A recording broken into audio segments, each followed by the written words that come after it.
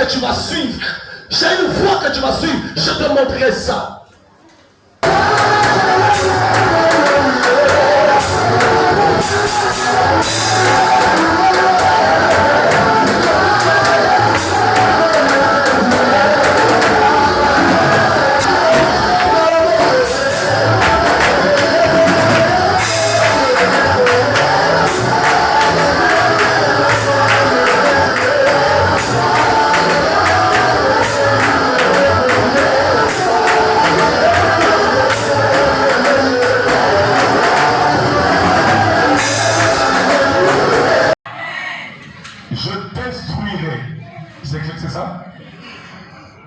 Je te montrerai quoi? La voie que tu dois suivre.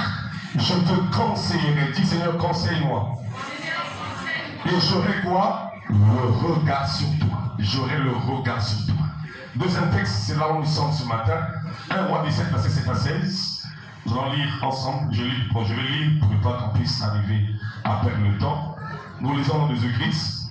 Mais au bout d'un certain temps, le torrent fut à sec car il n'était point tombé de pluie dans le pays. Alors la parole de l'Éternel lui fut adressée en ces mots. Lève-toi, va à Sarepta qui appartient à Sidon et demeure là. Voici, j'y ai ordonné à une femme veuve de te nourrir. Il se leva et il alla à Sarepta. Quand il arrivait à l'entrée de la ville, voici, il y avait là une femme veuve qui ramassait du bois. Il appela et dit, va me chercher. Je te prie un peu d'eau dans un vase, afin que je boive. Et elle alla en chercher. Il appela de nouveau et dit, apporte-moi, je te prie un morceau de pain dans ta main. Et elle répondit, l'Éternel ton Dieu est vivant. Je n'ai rien de cuit, je n'ai qu'une poignée de farine dans un pot et un peu d'huile dans une cruche. Et voici, je ramasse 2 morceaux de bois, puis je rentrerai et je préparerai cela pour moi et pour mon fils. Nous mangerons, après quoi nous mourrons. Nous mangerons après quoi? Nous mourrons. Et il lui dit, ne crains point, rentre. Fais comme tu as dit. Seulement, prépare-moi d'abord avec cela un petit gâteau et tu me l'apporteras. Tu en feras ensuite pour toi et pour ton fils. 14. Car ainsi parle l'Éternel d'Israël. La farine qui est dans le pot ne manquera point, et l'huile qui est dans la cruche ne diminuera point, jusqu'au jour où l'Éternel fera tomber la pluie sur la face du sol. Elle alla et elle fit selon la parole de l'homme de Dieu. Et pendant longtemps, elle eut de quoi manger, et elle et sa famille, aussi bien qu'Élie. La farine qui était dans le pot ne manqua point, et l'huile qui était dans la cruche ne diminua point, selon la parole que l'Éternel avait prononcée par Élie, parole du Seigneur. Nous disons Amen ensemble. Est-ce qu'on peut dire Amen? Regarde le voisin en face, dis, es-tu prêt à obéir aux instructions divines? S'il te plaît, répète pour une dernière fois, allons-y. Es-tu prêt à obéir aux instructions divines?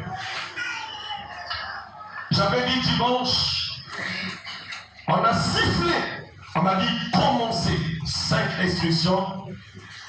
5 instructions quoi? Prophétiques. On m'a dit 1, il faut faire quoi? Donne-toi à la parole de Dieu et à quoi? Et à la prière. Donne-toi à la parole et à la prière. 2, on a dit quoi? Hein? Sur quoi? Concentre-toi sur ton plan et très bien, on évalue périodiquement. 3, j'ai dit quoi? Investis dans les relations stratégiques. 4, j'ai dit quoi? Investir dans la santé et quoi? Et dans ton bien-être. Et enfin, j'ai dit quoi? Témoigne l'amour du Christ autour de toi. La première semaine, on a fait 1 et 2. Et cette semaine qui viendra, on fera 3 et 4, pourquoi pas 5. Mais ce matin, nous allons arriver à répondre à une question. Es-tu prêt à obéir aux instructions divines, aux instructions de Dieu. Est-ce que tu es prêt à obéir aux instructions divines? Dis-moi, obéir. Le mot obéir, pour une grande personne, c'est un mot difficile. Est-ce qu'on peut dire amen? Demander au frère malade d'obéir à quelqu'un, ça serait, c'est comme si on voulait le faire redevenir un enfant. Est-ce qu'on peut dire amen? J'ai une bonne nouvelle pour nous. Nous tous en ces lieux, devant Dieu, nous sommes que des enfants. Est-ce qu'on peut dire amen? Et devant un père, nous avons droit à pouvoir obéir. Dis-moi, obéir. Quand on dit instruction, on fait allusion au commandement. On fait allusion à un nombre. Et nous on dit commandement. Dieu t'envoie plus fort, commandement. Et ce matin, j'ai une question à te poser. Es-tu prêt à obéir aux instructions divines? Est-ce que tu étais préparé en 2026 à pouvoir obéir au commandement que Dieu va te donner? Ta réussite en 2026 dépend de la manière que tu peux obéir aux directives que Dieu va te donner en cette année-ci. Dieu va t'instruire beaucoup de choses. Mais si tu veux vivre le succès, c'est que tu as intérêt à obéir. Et on va dire obéir. Encore dis-moi, dis-moi obéir. J'aimerais dire une chose, le mot obéir ici, n'ayez pas dire t'imposer un rythme. Mais quand on dit obéir, c'est faire confiance à celui qui a parlé. Dis-moi, faire confiance à celui qui a parlé. Quand Dieu nous donne des instructions, il ne nous impose pas des choses. Mais tout ce qu'il veut, que nous puissions le faire confiance, que derrière ce qu'il te dit, ta bénédiction est cachée derrière cela. Est-ce que je parle à quelqu'un? J'aimerais le redire bien. Quand Dieu te donne des commandements, Dieu donne des ordres, il ne fait pas ça parce qu'il veut te faire souffrir. Mais il dit ça parce qu'il veut ton bien. Très souvent, il t'instruit quand il te voit en danger.